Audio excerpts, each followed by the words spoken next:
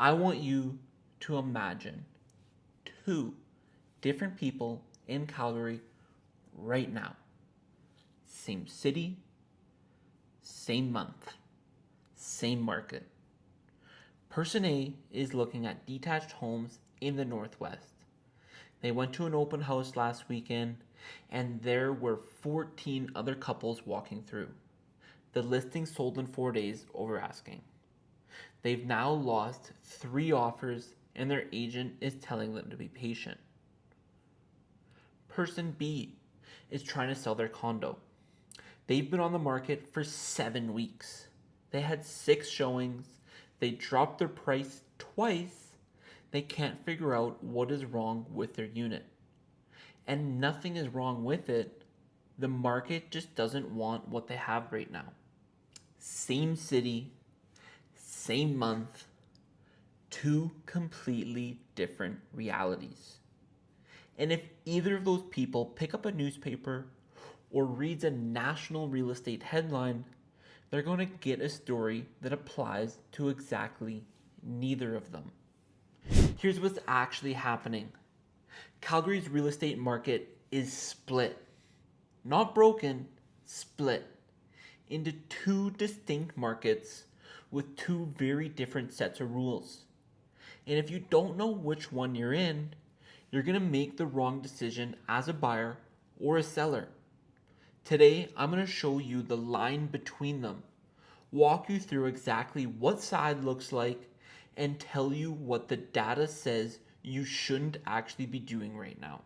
Before we get into it, if you find this breakdown useful, click the subscribe button. I think people deserve to understand what's actually happening, not what a headline says is happening. I'm Joel Borsos with First Call Realty Services. Click the link in the description if you want to walk through your specific situation. Let me start here because this is where most people go wrong. You open your phone, you see a headline, Calgary's real estate cool and sales drop 16% year over year. And you think to yourself, okay, the market is slowing, I should wait. Or prices are coming down, good time to buy anything. Both of these conclusions might be completely wrong for your situation. Because that 16% headline is a citywide average that is blending everything together. We have 2 markets that have almost nothing in common right now. It's like averaging the temperature inside a sauna and a walk-in freezer and announcing the weather is fine. The headline number isn't wrong. It's just incomplete. And incomplete information in a real estate decision can be expensive. Here's the clearest way I can show you the split. 2 numbers, same city, same month. Detached home months of supply, 2.45 months, seller's market. Apartment condos months of supply, 5.14 months, buyer's market. Months of supply measures how long it would take to sell everything currently listed at the current pace of sales. Under 3 months is generally a seller's market. Above 4 months tilts towards buyers. Detached homes are at 2.45. Apartments are at 5.14. That's more than double. Now look at what the gap means for prices. Detached benchmark in May was 747,000, down 2% year over year. Apartment benchmark prices in May was just a little bit over 300,000, down 9% year over year. Same city, same month. One segment down 2%, the other down 9%. One selling at 98.87% of list price, and the other at 96.82. One taking 28 days to sell on average, and the other taking 46. These are not the same market wearing different clothes. They are genuinely, completely different. Let's go deep on market A first, detached homes. This is person A from the opening, the one losing offer after offer in the Northwest. Here's what the May data is actually telling us about detached homes. Sales are down 6% year over year, yes, but inventory is also down 3%. Fewer detached homes available than last May. When sales and inventory fall together, prices don't crash. They stabilize. And that's exactly what's happened. The detached benchmark in Calgary has gone from $724,000 in January to $747,000 in May.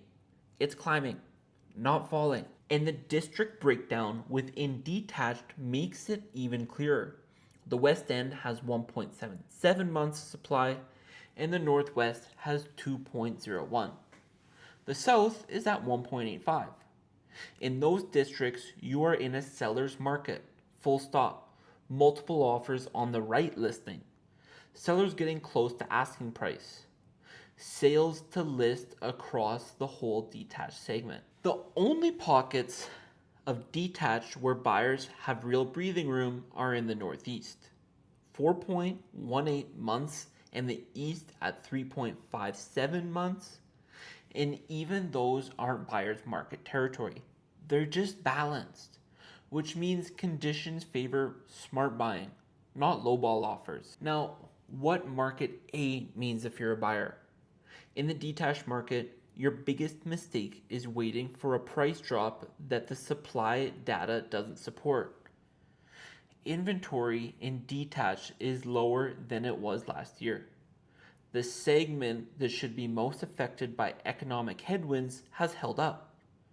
If you're buying detached, especially in the Northwest, West, or South, stop watching and start making decisions.